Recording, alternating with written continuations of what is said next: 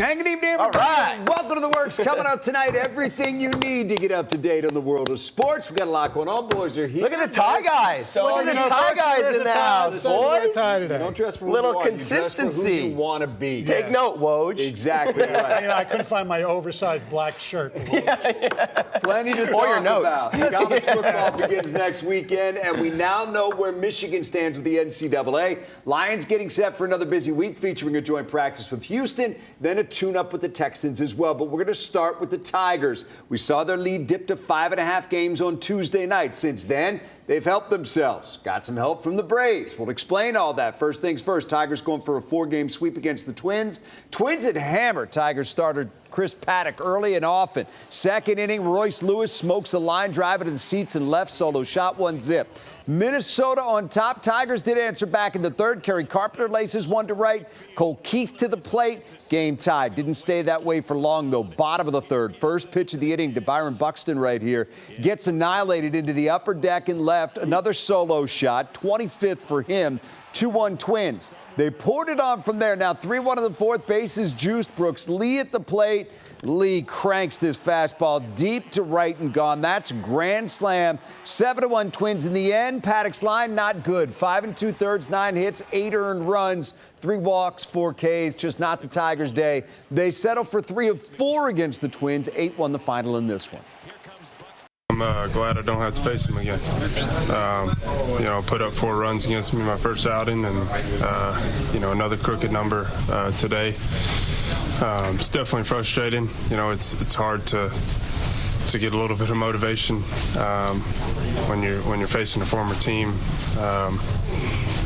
But I have to move on and get ready for another division team for my next outing, and learn from this one and continue to grow and continue to show up with a positive attitude, and I got to fix some things. I've had some outings this year where I don't meet, that aren't meeting my expectations as a whole. I think it was just some lack of execution on his pitches in really big spots. Everything was stacking against him, but when it was the big moment, they delivered.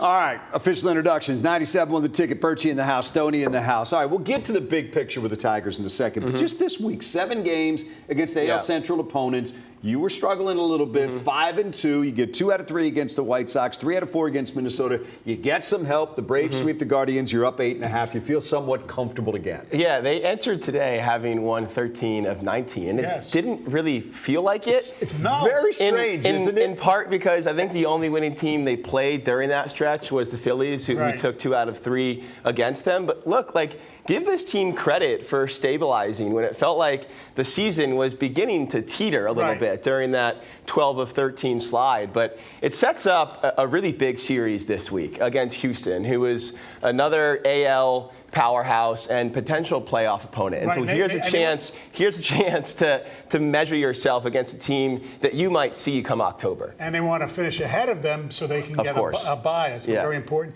And then they have Kansas City, who all of a sudden playing some good baseball. They've won 7 out of 10.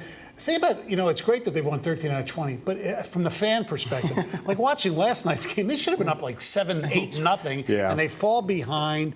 And today, every Paddock looks terrible against his former team. Did he say he can't find motivation to pitch against his former team? I don't know if that was a Freudian slip. I know, it's usually the other way around. Yeah. Might not be exactly what he meant. Yes, I know. But I think they gave up. The last 20 guys made outs. Yeah, and that is kind of the Chris Paddock experience. He's had 2 really good starts here, and he's had 2 really poor ones, mostly because he's a guy who's going to live in the zone and pitch to contact. And frankly, he induces a lot of hard contact. Yes. And when the ball leaves the yard, days can look like it did today. And I don't think he's a guy that you count on to make a start in the playoffs. No. He's more at this point an innings eater down the stretch. But like he said, he's lucky to not face the Twins again this season because they obviously have his number. Assess that starting rotation for me. Stoney, start with you. Okay, Paddock struggled in 2 starts against his former team. Good against the White Sox, good against Arizona. Charlie Morton, 2 out of 3 good starts.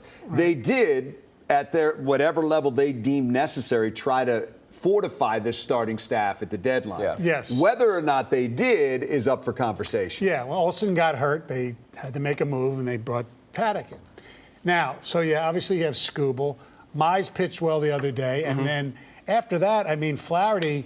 It's like half games are good, half games are horrible. It's like Paddock. But it's not even half games are good. No. It's half innings are good, half innings are bad, and that's what really seems to hurt him. And the other thing is Melton. It's like enough of this bullpen stuff. Yeah. Put him in the rotation now. Yeah, I'm with you. It feels like they moved their second best, or at least second most talented arm from the rotation to the bullpen to accommodate Charlie Morton, who's been fine in his own right. But I think Melton's a guy, because the league is so unfamiliar with him, who might be worth starting in a playoff game. We can get to that down the stretch. And then, look, offensively, this team has been in a bit of a rut, too. And Gleyber Torres needs to get back to who he was in the first half. He was an all-star and this team's most consistent hitter for the first 3 months. Since the all-star break, average near 200, OPS near 600. He's the linchpin of this lineup when it's producing and going well. He sets the table, sets the tone. They need him to get back into his first half groove. So does the Melton back to the rotation idea at this table work better because of what Finnegan has given them in the back end of that bullpen? Yes, and they bring Hanafi back, which I think is important because he was pitching good before for procedural reasons, they had to keep him down there for 15 games, and it'll be okay. Yeah. So there's a bigger picture here. We're talking about the Central, which again feels like Magic number's 30. Well, they've got a nice counting? hold on that thing right now. But there's a bigger picture here, which is an opportunity to win a World Series. So as you're looking down the stretch, let's look beyond the AL Central. What do you need to see from this team? Well, that's why I think this week's series against Houston looms pretty large. You want to know that this bullpen can get big outs in big spots against good hitters late in games. Kyle Finnegan has pitched really well since coming over. I want to see him close a game this week against a team like Houston, or get big outs in the 8th against a team like Houston. I think everyone agrees this team's biggest liability still is the bullpen and finishing out the 7th, 8th, and 9th of games. And so this week, again, a great test against a bunch of really good hitters for those late inning relievers. And Dan, if you're looking down the road, the team that I'm more fearful of than any other is Seattle. Seattle's playing really well. I mean, and Suarez hasn't hit a meaningless home run finally the other day, but he hasn't even done anything. Yeah, and we saw Seattle and what they can do against this team when they were here. And they have really good starting pitching, They too. do. Yeah, I think if anything, though, the conversation about the Tigers feels more significant and better than it did a week and a half ago. Oh, when you for felt sure. like things were starting to tumble. And even Tuesday night, we sat here in a post-game show talking about that leads down to 5.5 games, which didn't feel that comfortable. Yeah, but 8.5 sets them up to hopefully cruise down the stretch. And then when you get to it, you can begin to set that rotation. You obviously know who's pitching game 1. Nice thing is you can go back to him again in a short series and maybe 3 times in a long series. We'll have to wait and see. All right.